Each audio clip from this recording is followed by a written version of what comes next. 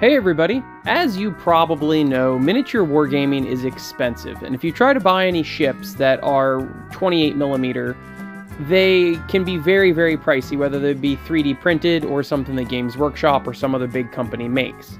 So I am part of a Facebook group called Super Cheap Wargaming, and someone shared that due to the abysmal performance in the box office of Disney's Lightyear movie previously in this year, they have all the toys very much discounted. So I went to Amazon to check it out and see if I could get something for a landing ship for my game Brutal Space. What I found is a super cheap ship that looks pretty neat, and it's got a lot of parts that you can either include or omit when you're building it, and it measures 16 inches in length, and it was only $10 with free shipping, which was insane compared to normal prices.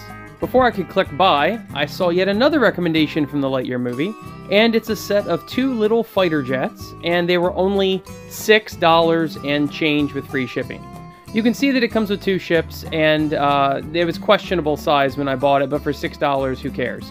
Comes with some sort of stupid turret you might be able to use for something, but the 2 ships look okay, and the miniature is roughly 28mm, even though it is kind of boring. What I neglected to mention is that the big ship also came with some sort of robot, which is, once again, kind of boring. It's a children's toy, but it comes with a drop pod. The drop pod actually does open up, but the inside is not very interesting, so I'm not going to bother with that. I actually glued mine shut, and I'm going to end up using it as an objective marker for Brutal Space. Here's my finished product, which I'm pretty happy about. I didn't leave on all of the spikes or the spindles for the back, and I did not leave the pointed bow sections on. I decided to keep them flat. I painted them to match my Sentinels of Order color scheme, red and white for Brutal Space. And notice how the tip is flat here, but on the box it is actually pointed. Those red points actually get added if you want them, or you can just keep them off. And you see all the spikes on the back there on the box.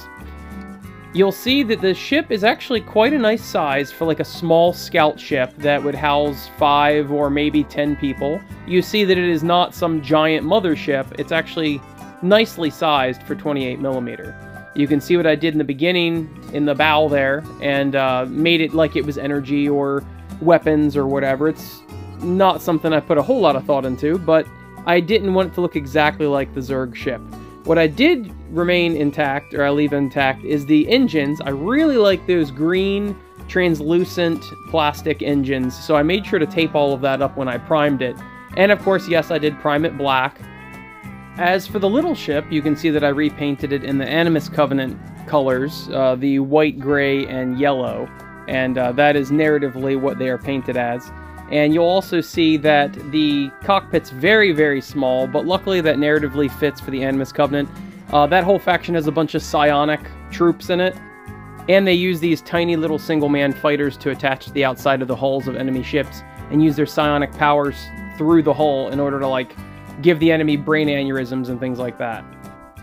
So all in all, I'm very happy with how both of these turned out. They took primer just fine. I primed both of them black, and then a dark gray base coat for the white areas, and then a light gray, and then a corn red, and then Mephiston red, that sort of thing for highlights. So if you want super cheap ships, go head over to Amazon and get them for like less than 20 bucks. As always, this uses the Brutality Skirmish Wargame rules. Brutal Space is actually a rules adaptation of that, but they're 95% the exact same, whether it be ship combat, ground combat, all that. Cool thing about Brutal Space is that you can play fleet battles right next to ground battles, like, you know, 1 mat versus 1 mat, and then they actually affect each other. So you have to choose which planet on your fleet mat is the one that you're fighting on the ground, and they can do orbital bombardments or reinforcements or triage or whatever. So it's really cool.